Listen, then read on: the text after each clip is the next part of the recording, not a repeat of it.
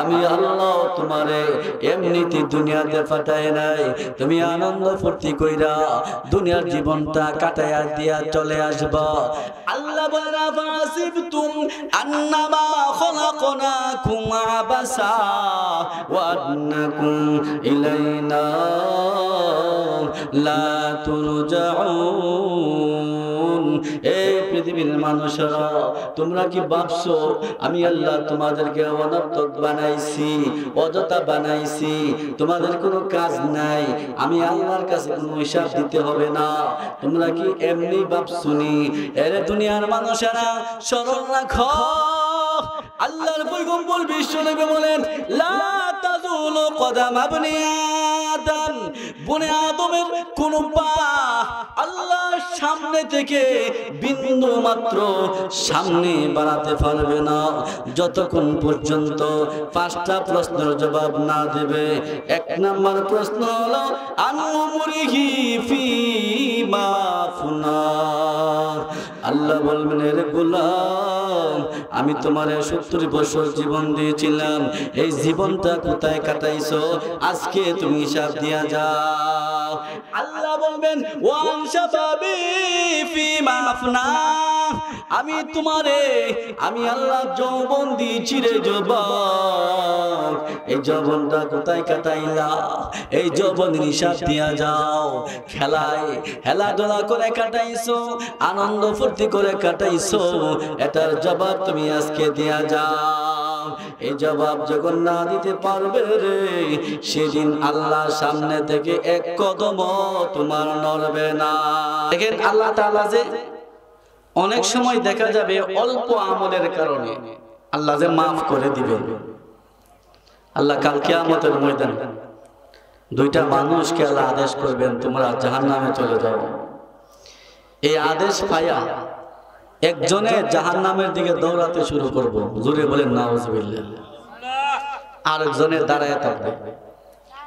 যে জাহান্নামের দিকে দৌড়ে যাবে, ফেরেশতাদের মাধ্যমে তারে ডাকায়া জিজ্ঞেস করবে তুমি কি জাহান্নামের আগুন সহ্য করার ক্ষমতা তোমার আছে?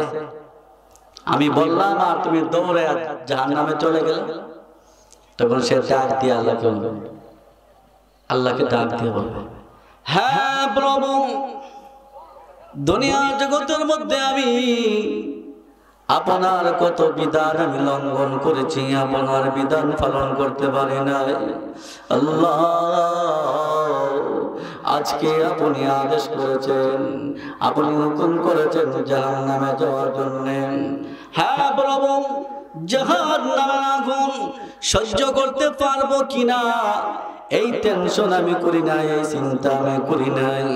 আপনার আদেশ পালন করার জন্য আমি জাহান্নামের দিকে দৌড় দিলাম। আল্লাহ বলেন আরে গোলাম, জাহান্নামের আগুনের আযাব বুক করার ক্ষমতা তুমি কেন পৃথিবীর কারো নাই?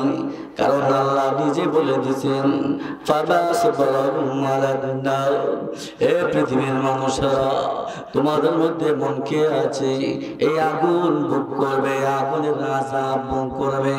আল্লাহ রাব্বুল আলামিন জাহান্নাম বানায়া আগুন যখন বানাইলেন, আল্লাহ রাব্বুল আলামিন ফেরেশতাদেরকে বললেন ও ফেরেশতারা জাহান্নামের আগুন জ্বালাও। জাহান্নামের আগুন ফেরেশতারা জ্বালানো শুরু করেছে। 1000 বছর জাহান্নামের আগুন জ্বালাইছে। আল্লাহর পয়গম্বর বিশ্বনবী বলেন এ পৃথিবীর মানুষেরা রে, জাহান্নামের আগুনের রং হইছে মাত্র টমেটোর মতো লাল। ফেরেশতারা কয় আল্লাহ, এই আগুন ওই জাহান্নামের, এই আগুন ওই বনি আদমকে জ্বালানোর জন্য যথেষ্ট। আল্লাহ বলেন ও ফেরেশতারা রে, এই আগুন যথেষ্ট হবে না, এই আগুন যথেষ্ট হবে না। এই আগুন তোমরা আরো 1000 বছর জ্বালাও। ফেরেশতারা আরো 1000 বছর জ্বালাইছে। অতঃপর জাহান্নামের আগুন হইছে হাত্তা বিয়াদ্দাত, সাদা হইছে। ফেরেশতারা দেখে দেখে কো আল্লাহ, জাহান্নামের আগুন তো সাদা হইছে, এই আগুন জ্বালানোর জন্য যথেষ্ট, আর পাওয়ারের কোনো প্রয়োজন নাই। আল্লাহ বলবেন না, না হবে না, এই আগুন হবে না, তোমরা আরো জ্বালাও। আরো 1000 বছর জাহান্নামের আগুন জ্বাল দিছে। অতঃপর জাহান্নামের আগুন হইছে একেবারে কালো। আমাবস্যা রাত্রিতে যেমন অন্ধকার, ও মুমিন বর্তমানে জাহান্নামের আগুন হলো এমন অন্ধকার। এই অন্ধকার আগুনটা আল্লাহ গো, এ ফেরেশতারা রে, এই আগুন এত পাওয়ার হইছে, এই জন্য আমি আল্লাহ রাব্বুল আলামিন আদমকে বানাইছি। আমি আল্লাহ রাব্বুল আলামিন দুনিয়াতে আদম সন্তান পাঠাইছি। ফেরেশতারা নিষেধ করছিল, আল্লাহ আদম সন্তান দুনিয়াতে পাঠাইন না, এরা গিয়া মারামারি করব, কাটাকাটি করব, দাঙ্গা হাঙ্গামা করব, আল্লাহ এদেরকে পাঠায়েন না। আমি আল্লাহ তাদের কথা না মানিয়া আমি আল্লাহ পৃথিবীতে একটা জাতি সরায়া, জিন দেও দানব এইগুলারে আমি আল্লাহ সরায়া, আমি আল্লাহ আদর কইরা মানুষে আমি পাঠাইছি। আমি আল্লাহ এত মহব্বত কইরা, এত আদর কইরা তাদেরকে পাঠাইছি। আমি আল্লাহ রাব্বুল আলামিন পৃথিবীতে যা কিছু আছে সবগুলো আমি 6 দিনে বানাইছি। আমি আল্লাহ মানুষ বানানোর ক্ষেত্রে আমি আল্লাহ ফেরেশতাদেরকে বলছি, ওরে ফেরেশতারা, আদম তোমরা বানাও, সবকিছু বানাইবা, কিন্তু তার কপালটা বানাইবা না। আমি আল্লাহ নিজ হাতে তারে বানাইছি, সে আমার সাজদা করবে, সে আমার আদেশ মানে নাই রে মুমিন। ও ফেরেশতারা আমার আদেশ মানছে না, আমার ইবাদত বندگی করতেছে না, এই জন্য আমি আল্লাহ এত রাগ, আমি আল্লাহ এত গুসা। এই আগুন আমি আল্লাহ এত পাওয়ার দিলাম, এই আগুনে তারা যেন আযাব ভোগ করতে পারে, আমি আল্লাহ এত পাওয়ার দিয়ে আগুনটা বানাইলাম। এরে দামার যুবক, আল্লাহ রাব্বুল আলামিন আয়াতের মধ্যে ইরশাদ ফরমান, কুল্লামা নাদিদাত জুলুদুহুম বাদদালনাহুম জুলুদান গায়রাহা লিয়াযুকুল আযাব।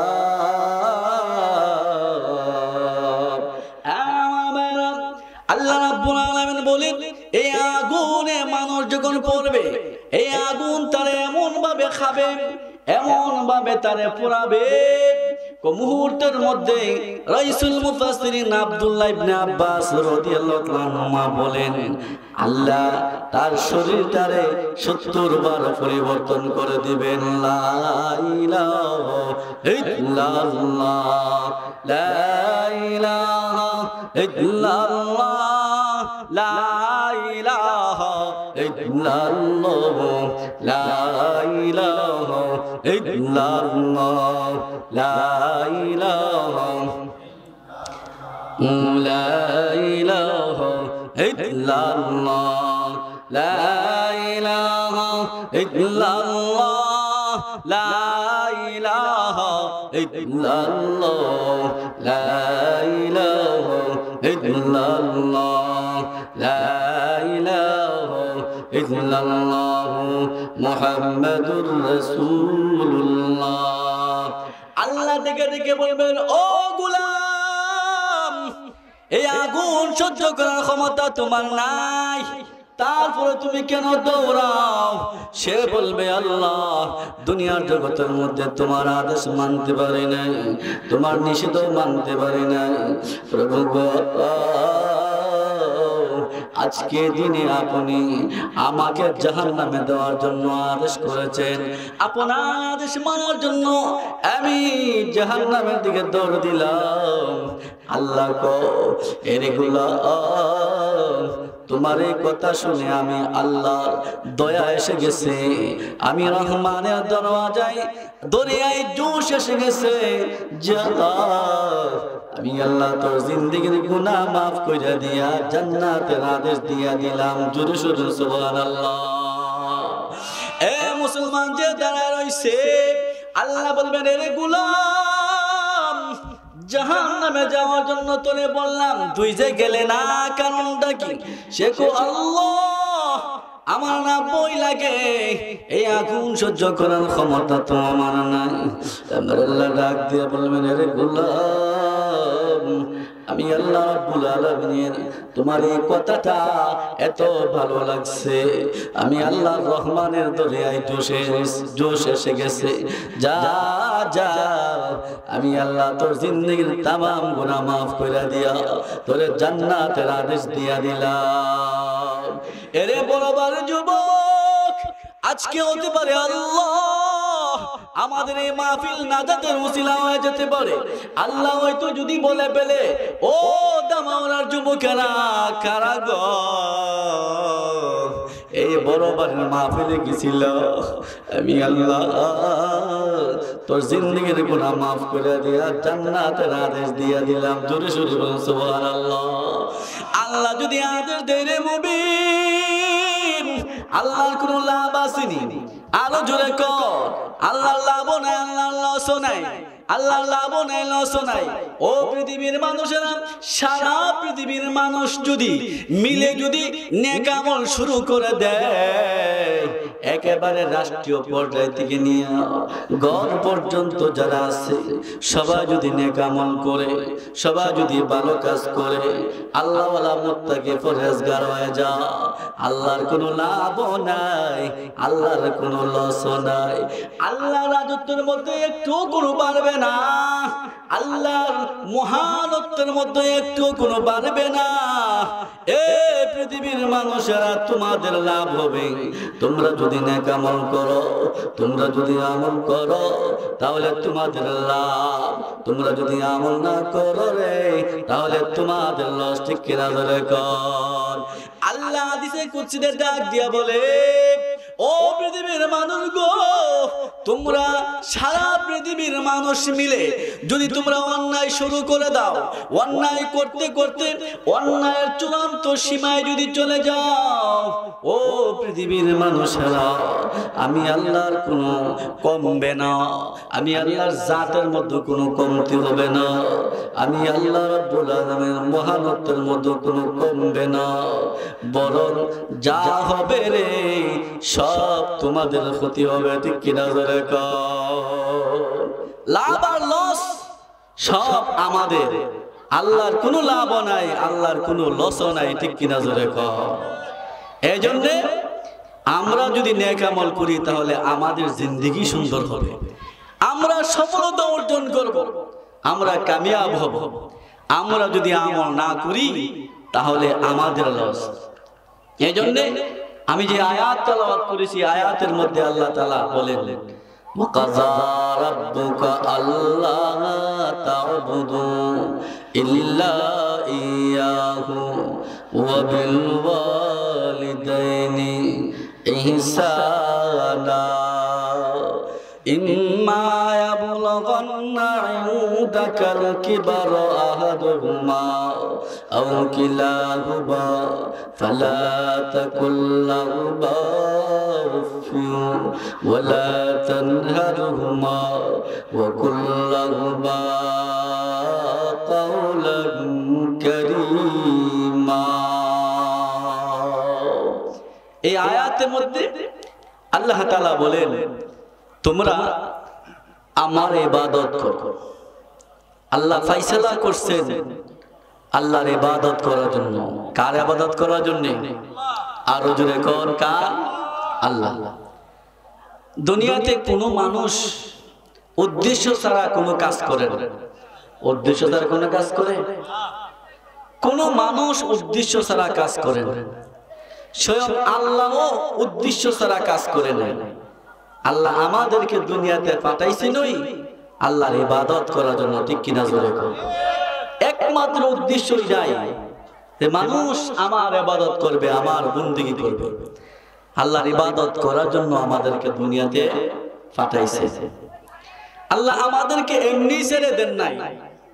আমরা দুনিয়াতে আনন্দ ফুর্তি করে আমাদের জীবন কাটাইব, উল্লাস করে উদ্ভ্রান্ত ভাবে আমাদের জীবন কাটিয়ে দেব।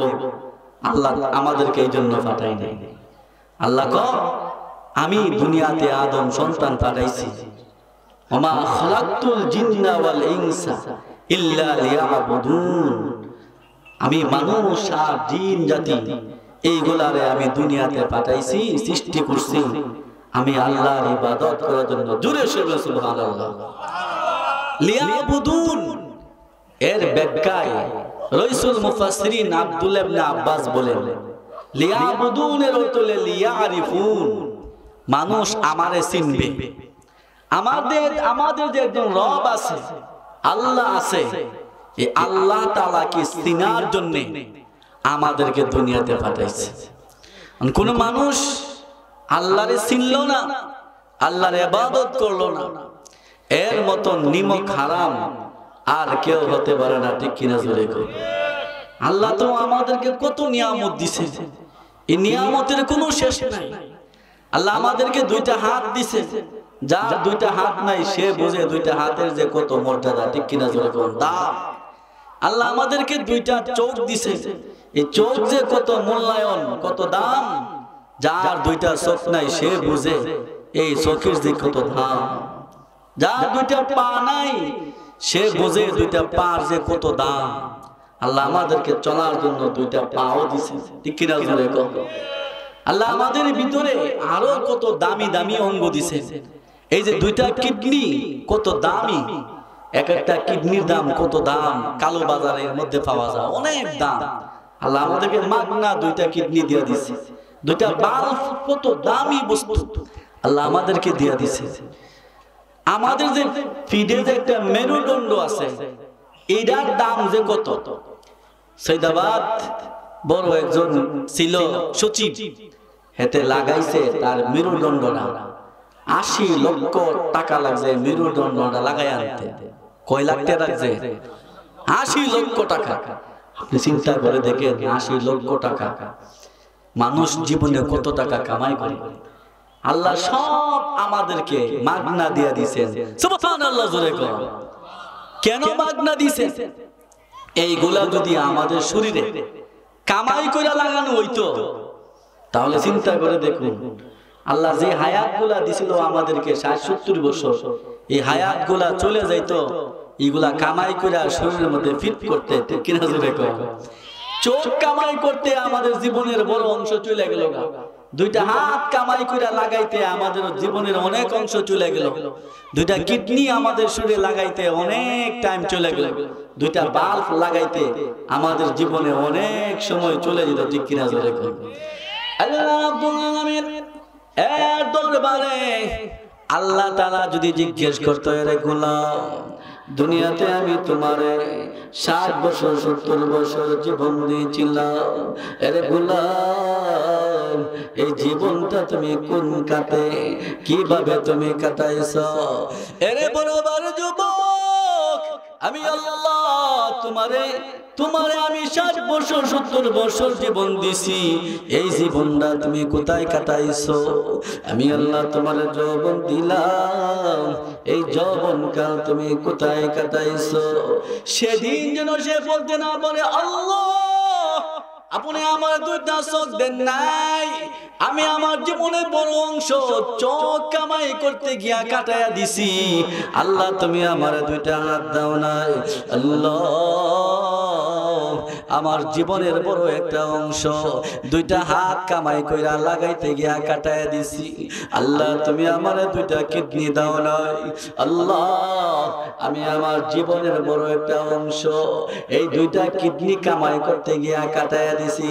আল্লাহ আমার দুইটা বাল্ব দাও নাই, আল্লাহ জীবনের বড় একটা অংশ কামাই কইরা দুইটা বাল্ব লাগাইতে গিয়া শেষ করে লাইছি। আল্লাহ আপনি আমার দুইটা চোখ দেন নাই, এই দুইটা চোখ আমি কামাই করতে গিয়া জীবনের বড় অংশ কাটাইলাম। আল্লাহ তুমি বলো আমি ইবাদত কোন সময় করব, ইবাদতের টাইম আমার কোথায়? এই জবাব যেন না দিতে পারে আমার আল্লাহ আমাদেরকে দামি দামি অঙ্গগুলা মাগনা দিয়া দিছেন, আর দিয়া বলেন এরে গোলাম ওয়ামা খলাকতুল জিন্না ওয়াল ইনসা ইল্লা লিয়াবুদুন। এরে পৃথিবীর মানুষেরা, কোন মানুষ উদ্দেশ্য ছাড়া কোনো কাজ করে না। এরে গোলাম ঘর থেকে বের হয় না কোন আদম সন্তান কোন মাকসাদ ছাড়া, কোন উদ্দেশ্য ছাড়া। গাড়ি নিয়ে বের হয় না উদ্দেশ্য ছাড়া, বাজারে যায় না উদ্দেশ্য ছাড়া, ব্রাহ্মণবাড়িয়া শহরে যায় না উদ্দেশ্য ছাড়া, ডাকাতে যায় না উদ্দেশ্য ছাড়া, কোন উদ্দেশ্য ছাড়া বুনিয়াদম কাজ করে না। আমি আল্লাহ তোমারে এমনিতে দুনিয়াতে পাঠাই নাই, তুমি আনন্দ ফুর্তি কইরা দুনিয়ার জীবনটা কাটাইয়া দিয়া চলে আসবা। আল্লাহ বলেন আফাসিবতুম আন্নামা খলাকনাকুম আবাসা ওয়া আন্নাকুম ইলাইনা লা তুরজাউন। এই পৃথিবীর মানুষেরা, তোমরা কি ভাবছো আমি আল্লাহ তোমাদেরকে অনর্থক বানাইছি, অযথা বানাইছি, তোমাদের কোনো কাজ নাই, আমি আল্লাহর কাছে কোনো হিসাব দিতে হবে না? তোমরা কি এমনি ভাবছুনি? এরে দুনিয়ার মানুষেরা স্মরণ রাখো, আল্লাহর পয়গম্বর বিশ্বনবী বলেন লা তাযুলু কদাম ইবনি আদম, বনে আদমের কোন পা আল্লাহর সামনে থেকে বিন্দু মাত্র সামনে বাড়াতে পারবে না যতক্ষণ পর্যন্ত পাঁচটা প্রশ্নের জবাব না দেবে। এক নাম্বার প্রশ্ন হলো আনউমরিহি ফিমা ফুনা। আল্লাহ বলবেন রে গোলাম আমি তোমারে 70 বছর জীবন দিয়েছিলাম, এই জীবনটা কোথায় কাটাইছো আজকে তুমি হিসাব দিয়া যাও।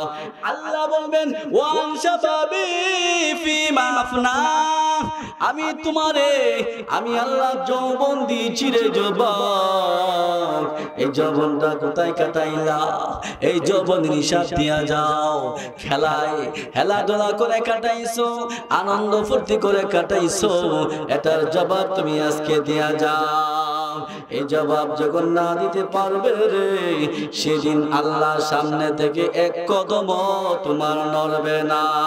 লা ইলাহা ইল্লাল্লাহ, লা ইলাহা ইল্লাল্লাহ, লা ইলাহা ইল্লাল্লাহ, লা ইলাহা ইল্লাল্লাহ, লা ইলাহা ইল্লাল্লাহ, লা ইলাহা ইল্লাল্লাহ। জোরে সোরে লা ইলাহা ইল্লাল্লাহ, লা ইলাহা ইল্লাল্লাহ, ইলাহা ইল্লাল্লাহ, লা ইলাহা ইল্লাল্লাহ, লা ইলাহা ইল্লাল্লাহ, লা ইলাহা ইল্লাল্লাহ, লা ইলাহা ইল্লাল্লাহ মুহাম্মাদুর রাসূলুল্লাহ। এই পৃথিবীর মানুষেরা এক নাম্বার কর্মসূচি, এক নাম্বার আমাদের কাজ হইল আল্লাহর ইবাদত করা, ঠিক কিনা জোরে কর। এজন্য আমার আল্লাহ বলেন ওয়াকাদা রাব্বুকা আল্লা তা'বুদু ইল্লা ইয়্যা। এক নাম্বার হইল আল্লাহর ফায়সালা, আল্লাহর ইবাদত করা। আল্লাহ আমাদেরকে ইবাদতের জন্যই দুনিয়াতে পাঠাইছে, ঠিক কিনা জোরে কর। দুই নাম্বার কাজ হইল ওয়াবিল ওয়ালিদাইনি ইহসানা। আমরা যাদের মা বাবা আছে, এই মা বাবার সঙ্গে সৎ ব্যবহার করা। কি ব্যবহার করা? তাদের সঙ্গে ভালো আচরণ করা, ভালো ব্যবহার করা। মা বাবার জন্য ভালো ব্যবহার, তাদের সঙ্গে দুর্ব্যবহার করা যাবে। আরো জোরে কর। দুর্ব্যবহার করা যাবে না। আল্লাহ তাআলা দেখেন কত গুরুত্ব দিছে। আল্লাহর ইবাদতের পরেই আল্লাহ তাআলা মা বাবার খেদমতের কথা আনছে, মা বাবার সেবা করার কথা। আমাদের মা বাবা অত্যন্ত গুরুত্বপূর্ণ, ঠিক কিনা জোরে বলুন। নবীজি হাদিসে বলেন, হুমা জান্নাতুকা ওয়া হুমা নারুকা। তোমার মা তোমার বাপ তারা দুইজন হলো তোমার জন্য জান্নাত। সুবহানাল্লাহ জোরে বলুন। তোমার মা তোমার বাবা উভয়জন তোমার জন্য জাহান্নাম, তোমার জন্য জান্নাত নতুবা তোমার জন্য কি জাহান্নাম। এবার চিন্তা করে দেখুন, যদি মা বাবার খেদমত করা যায়, মা বাবাকে যদি খুশি করে কেউ যাইতে পারে, তাহলে তার জন্য জান্নাত। সুবহানাল্লাহ। যারা মা বাপকে কষ্ট দিবে, মা বাবার খেদমত করবে না, সেবা করবে না, তাদের জন্য নবীজি ঘোষণা দিয়েছেন, তাদের জন্য হলো জাহান্নাম। তাদের জন্য কি জাহান্নাম। তাহলে যার ঘরে মা আছে বাবা আছে তার ঘরে জান্নাত আছে, তাই না? আমরা যদি মা বাবার খেদমত না করি তাহলে আমাদের জন্য চরম পর্যায়ের দুর্ভাগ্য, ঠিক কিনা জোরে বলুন।